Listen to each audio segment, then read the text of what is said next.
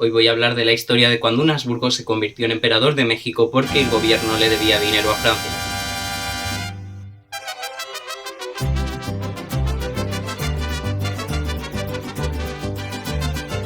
Año 1861.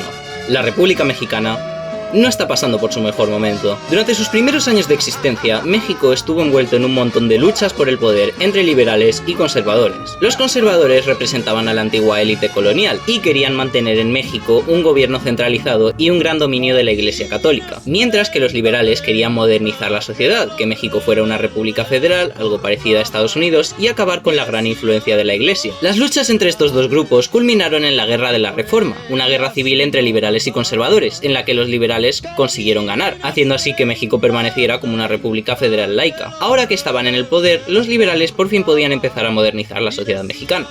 Pero hay un problema. Veréis, las guerras civiles son malas por varias razones. El país se divide en dos, la estabilidad colapsa, muere mucha gente, pero lo peor de todo es que las guerras civiles son muy caras. Después de la Guerra de la Reforma, el gobierno liberal no tenía casi dinero, y no podía conseguirlo porque la economía de México estaba hecha una mierda después de la guerra. Esto es bastante malo de por sí, pero lo que lo hace muy malo es que México le debía dinero a España, Reino Unido y a Francia. Así que en 1861, el gobierno liberal de Benito Juárez suspende toda la deuda que tenía con estos países. Viendo la mala situación en la que se encontraba el país en esos momentos, Francia, España y Reino Unido deciden perdonarle a México todo lo que debía.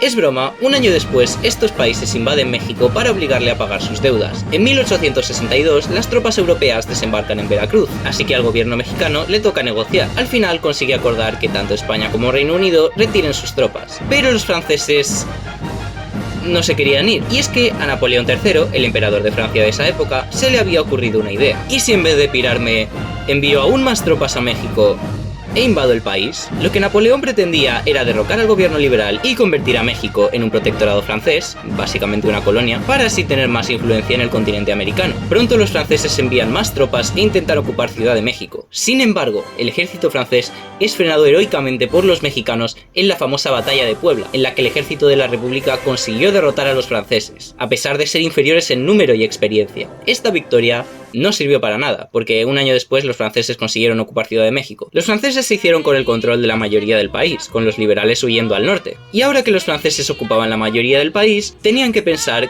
qué iban a hacer con México. ¿Os acordáis de los conservadores?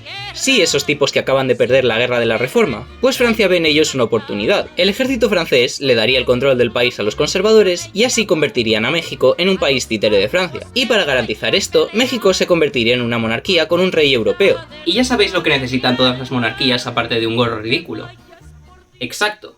México necesitaba un rey. Así que el emperador francés se puso manos a la obra para intentar encontrar a un buen monarca para su próxima colonia, y rápidamente lo encontró: Maximiliano de Austria, el hermano pequeño del Kaiser Francisco José. Maximiliano era un amigo personal de Napoleón, hablaba tropecientos idiomas, entre ellos el español, y ya había tenido algo de experiencia gobernando como virrey de Lombardía. Ahora, Maximiliano era muy liberal, estaba a favor de los derechos del hombre, el parlamentarismo, la separación iglesia-estado y todas esas cosas. Entonces, cuando le propusieron ser emperador de México, él se negó, a menos que se hiciera un referéndum en México confirmando que el pueblo mexicano de verdad le quería como rey. Esto lo solucionaron los conservadores con una técnica llamada mentir. Le dijeron a Maximiliano que sí, que todos los mexicanos le habían elegido y que querían que fuese su rey. Con esto, Maximiliano y su mujer hicieron rápidamente las maletas y se prepararon para viajar a México como sus nuevos emperadores, empezando así el Segundo Imperio Mexicano. De esta manera, México se había dividido en dos zonas. En el norte, la República Federal Mexicana, con los liberales de Benito Juárez gobernando aún. En el sur, el Segundo Imperio Mexicano, donde los conservadores tenían de nuevo el poder. El Imperio Mexicano estaba apoyado por Francia, que le enviaba tropas, y estaba reconocido por varias monarquías europeas, mientras que los liberales estaban apoyados por Estados Unidos. Ahora, en una situación normal, Estados Unidos podría haberle dado un huevo de armas a los liberales para que ganaran la guerra y ya está. Pero justo en este momento, estaban ocupados con un pequeño problema, y es que Estados Unidos tenía su propia guerra civil, así que no podían hacer nada para ayudar a los liberales. Volviendo a Maximiliano, cuando este llegó a México, se dio cuenta de que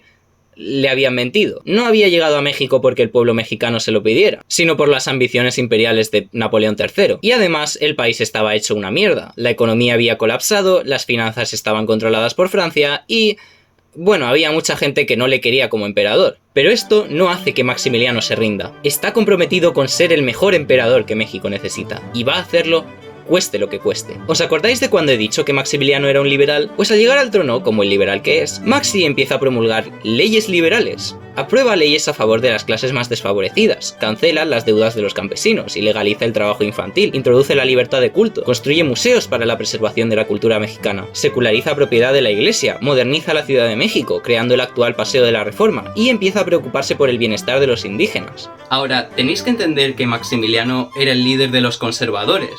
Entonces, claro, los conservadores estaban luchando contra todas estas medidas, que eran las que promovían los liberales.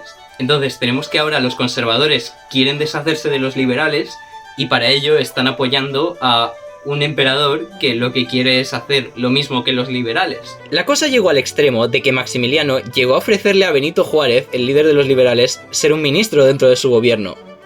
¿Qué cojones? Por esto, con el tiempo, la iglesia y los conservadores van dándole la espalda al emperador. Pero no pasa nada, porque sigue teniendo el apoyo del ejército francés. O igual no. Después de 4 años de guerra, viendo cómo los liberales no se rendían, Francia empieza a pensar que igual no le interesa tanto quedarse con México. La guerra se había convertido en un poco en el Vietnam de Francia, ¿sabéis? El país tenía que enviar un montón de tropas que eran constantemente atacadas por guerrillas liberales. Además de esto, la guerra civil estadounidense acabó en 1865. E inmediatamente después, Estados Unidos empieza a darle más armas a los liberales. A principios de 1866, las tropas francesas empiezan a retirarse lentamente, por lo que los liberales empiezan a hacer más avances hacia el sur. Con el tiempo, los franceses se retiran y para defender el imperio tan solo quedan unos pocos mexicanos leales a Maximiliano. Para 1867, los liberales estaban a punto de acabar con el imperio. A Maximiliano se le ofreció la oportunidad de escapar y regresar a Europa antes de la caída de su reino, pero él decidió resistir hasta el final y, si era preciso, morir en México, su patria adoptiva. No se sabe con exactitud cuáles fueron sus últimas palabras, pero se cree que antes de ser fusilado, Maximiliano pronunció algo así: moriré por una causa justa, la independencia y la libertad de México. Que mi sangre selle las desgracias de mi nueva patria. ¡Viva México! ¡Viva la independencia! Con